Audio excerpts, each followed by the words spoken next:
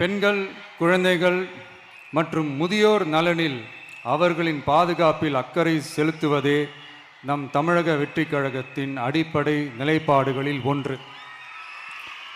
இதை நம் கட்சியின் முதல் மாநில மாநாட்டிலேயே அறிவித்தோம். அதன்படி அதற்கென தனித்துறை, அதாவது தனி இலாக்கா ஏற்படுத்தப்படும் என்று அறிவிப்பு செய்யப்பட்டது. முதல் மாநில மாநாட்டில் அறிவிக்கப்பட்டது போலவே பெண்கள், குழந்தைகள் மற்றும் முதியோருக்கென தனி இலாக்கா உருவாக்கப்படும்.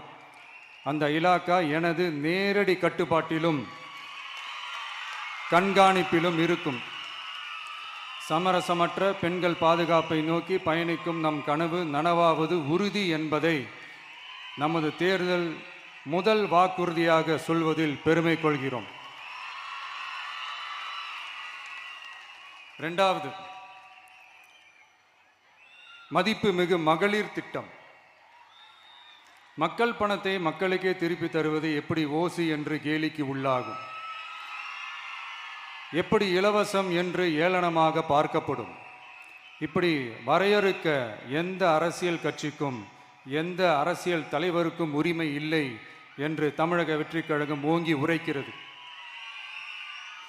இந்தியாவில் நம்பர் 1 இல்லாத மாநிலங்களில் கூட பெண்களுக்காக மாதம் வழங்கப்படும் தொகை அதிகமாக உள்ளது.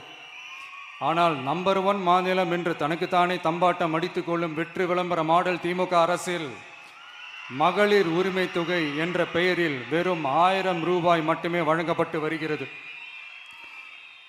மக்களுக்கு அரசின் சார்பில் வழங்கப்படும் தொகையால் அவர்களின் மளிகை சாமான் வாங்குவது போன்ற முக்கிய செலவுகளில் ஒன்றாவது குறைந்தபட்சமாக வேணும் பூர்த்தியாக வேண்டும். அந்த எண்ணத்தின் அடிப்படையில் யோசித்ததால் நாம் அமைக்க போகும் மக்கள் அரசு இனி 60 வயது வரை உள்ள அனைத்து குடும்ப தலைவிகளுக்கும் மாதம் 2500 ரூபாய்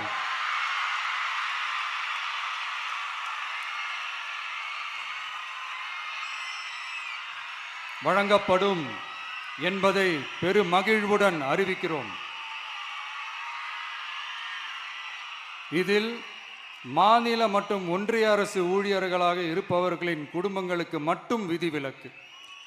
இப்படி செய்வதால் கூடுதலான குடும்பங்கள் பயனடையும் வாய்ப்பு அதிகரிக்கும் என்பதை நம் தாய்மார்கள் அனைவரும் மகிழ்வுடன் ஏற்றுக்கொள்வர் என்பது நமக்கு தெரியும். அடுத்து, அன்னபூரணி சூப்பர் 6 திட்டம்.